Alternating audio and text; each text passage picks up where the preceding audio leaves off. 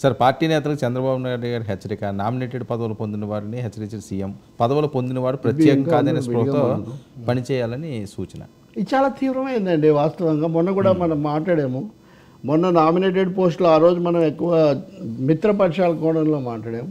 కానీ తెలుగుదేశంలో నిజానికి చాలా దుమారం, చాలా అసంతృప్తి జ్వాలలు చాలా వచ్చాయి.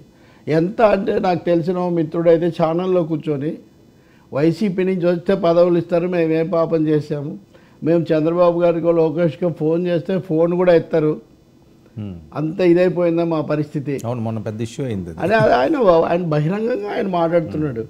ఇంకొక ఆయనతో కూడా నేను మాట్లాడానని కూడా ఆయన చెప్తున్నాడు. ఇంకొక ఆయనేమో నేను మీకు చాలాసార్లు చెప్పాను, మేము మెట్లెక్కలేకపోతున్నాము మా ప్రభుత్వం వచ్చిన తర్వాత. అక్కడ అధికారులు వీళ్ళందరూ, నేను చెప్పిన మిత్రుడైతే ఒక అధికారి పేరు కూడా తీసి ఆయన ఎవరు అసలు, ఆయన వాటీసీ అని. అంటే తెలుగుదేశంలో తీవ్ర అసంతృప్తి అయితే రగులుకుంది దీనివల్ల. తప్పకుండా తమ పేరు ఉంటుంది మొదటి జాబితాలో, ఫస్ట్ బాబు గారి ఫస్ట్ నన్నే చూసిన వాళ్ళు అందరూ అలాగే అనుకుంటారు, కుదరదు కానీ ఏ పార్టీలో. కానీ ఒక లెక్క అయితే అక్కడ తప్పింది. ఈ లెక్క తప్పి అసంతృప్తి పురివిప్పింది. సో దాంతో చంద్రబాబు కూడా దీన్ని అదుపులో పెట్టకపోతే కుదరదు అంటే ఇంకోటి అంటున్నారు వాళ్ళు, మాకు పదవి ఇవ్వకపోతే అసలు పదవులు ప్రకటిస్తున్నామని కానీ, ఫలానా కారణం వల్ల మీకు ఇవ్వలేకపోతున్నామని కానీ, మూడో జాబితా అసలు మాతో మాట మాత్రం చెప్పకుండా మేము మీడియా గురించి తెలుసుకొని మాకు రాలేదని బాధపడేది మేమేమో గొంతుచించుకొని ఇక్కడ ఇంత వీరోచితంగా వీరసేవుల్లాగా చేయడం ఏంటి, మాకు ఏం తెలియకుండా మా అధికార ప్రతినిధులు ఎందుకు, అధికార ప్రతినిధులకే చెప్పాలి.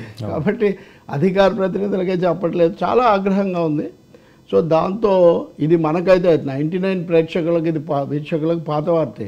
నేను 2 నెలల నుంచి కొన్ని స్పష్టమైన మనుషులు కూడా తెలుసు నాకు, ఆ మనుషులు ఎవరు చెప్పింది ఏంటి, ఆ భాష కూడా అంతా గుర్తుంది సార్. కాబట్టి ఒక ఆయన మటుకు కొంచెం సర్దుకొని నన్ను తర్వాత అయినా చూస్తారని చంద్రబాబు నాయుడు కూడా ఆ పేరు చెప్పాడు. కాబట్టి ఆయనకి ఏమిస్తారో తెలీదు.